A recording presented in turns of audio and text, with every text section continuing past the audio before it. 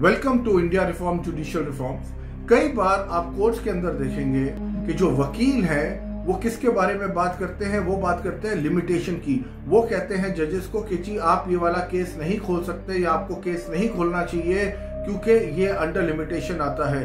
एक लैंड के ऊपर फ्रॉड हुआ है, बट क्योंकि ये केस 12 साल से ऊपर उस लोगों की नॉलेज में था जो उसके एक्चुअल ओनर थे और जिनके ऊपर फ्रॉड हुआ है, तो आप ये वाला केस नहीं खोल सकते। और जिसने फ्रॉड किया है तो इसका मतलब है वो लैंड अब से उसका है। वैसे ही इतने लिमिटेशन क्लॉजेस जुडिशरी ने डाले हुए हैं, तो मैं यहाँ पे ये बोल रहा हूं, वहां पे जज को सबसे पहले जहां कोई लॉयर लिमिटेशन के बारे में बात करता है, इसका मतलब है वो लॉयर एक कल्प्रेट क्लाइंट को रिप्रेजेंट कर रहा है। वो लॉयर एक ऐसे क्लाइंट को बचा रहा है जिसने गलती करी है, जिसने कोई मैनिपुलेशन करी है, और अब आप उसको लिमिटेशन के वजह से या के कवर में उसको बचा रहे हैं। अब सवाल यह है कि क्या ये सही है? अगर आप ऐसा करते हैं तो जो आप जस्टिस है, जो आपको सोशल जस्टिस, आपका जो कॉन्स्टिट्यूशन कहता है जस्टिस के बारे में, आप उसको ऑनर करते हैं, आप नहीं करते हैं।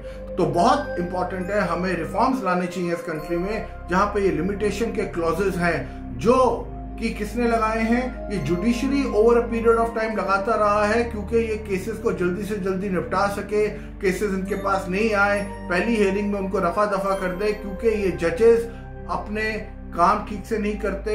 60-60, 65-65 साल के होके जो इनके पास अब वो कैपेबिलिटी नहीं बची होती, फिर भी ये काम करने की कोशिश करते हैं और ये प्रेशर नहीं ले पाते, तो ये क्या करते हैं, ये Aahista Aahista over a period of time supreme court of India इस तरह के लिमिटेशन क्लॉजेस लेके आता है। और जब ये लिमिटेशन क्लॉजेस ये लोग अपने बेनिफिट के लिए लेके आते हैं, बट इसका फायदा किसको होता है? जो कल्प्रेट होता है, क्योंकि वो लिमिटेशन क्लॉज के कवर में बच जाता है और जो एक्चुअल जस्टिस जिस बेचारे इंसान को मिलना चाहिए उसको नहीं मिल पाता है। तो क्या आप मुझे बताइए, ये सही है?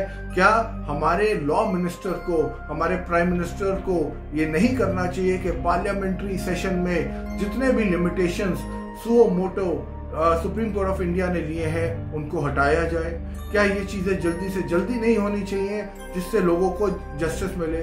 पहले आपके 3.5 करोड़ से ऊपर के केसेस इस देश में चल रहे हैं, उसके ऊपर आदमी वेट करता है और उसको जस्टिस नहीं मिलता।